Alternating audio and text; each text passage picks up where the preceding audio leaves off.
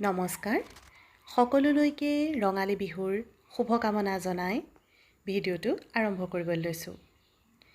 আজি আমাৰ ছোৱালী জিকমিক বিহু নাচিবলৈ যাব, সেইকাৰণে তাইক এনেদৰে উলিয়াই দিছোঁ।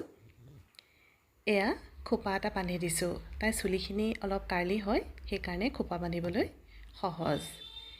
মোৰ দীঘল ডাঙৰ মেখেলাখনকে সৰু কৰি তাইক যেনে তেনে পিন্ধাই দিছোঁ আৰু এই চাদৰখনো তাইৰ বাবে যথেষ্ট দীঘল হৈছে, সেইখনকো সৰু সৰুকৈ জাপি পিন্ধাবলৈ চেষ্টা কৰিছোঁ। এইবাৰ বহাগৰ বিহুত তাইৰ বাবে এযোৰ কাপোৰ চিলাই দিম বুলি ভাবিছিলোঁ, কিন্তু সময়ৰ নাটনিৰ বাবে সেয়াও কৰিব নোৱাৰিলোঁ। অৱশেষত এই দীঘল চাদৰ আৰু মেখেলাকে যেনে তেনে পিন্ধাই আমাৰ নাচনীজনীক নাচিবৰ বাবে সাজু কৰি দিছোঁ। এয়া কপালত ডাঙৰকৈ এটা ফুট আঁকি দিছোঁ।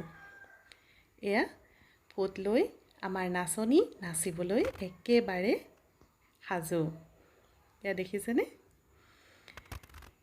ফটো তোলা বুলি ক'লে তাইক ক'বই নালাগে, নিজে নিজে পজ দি একদম এয়া চাওকচোন কেনেকৈ পজ দিছে, ডাঙৰ ছোৱালী এজনীহে যেনিবা। এয়া তাই স্কুলত লগৰীয়া কেইজনীৰ লগত প্ৰথমবাৰৰ বাবে এনেকৈ বিহু নাচিছে।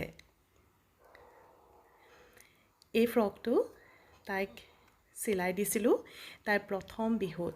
সেই সময়ত যিহেতু কৰোণা ভৰপক অৱস্থাত আছিল, গতিকে ফ্ৰক নিকিনি এনেকৈ চিলাই দিলোঁ। আজিলৈ আহিলোঁ, ধন্যবাদ।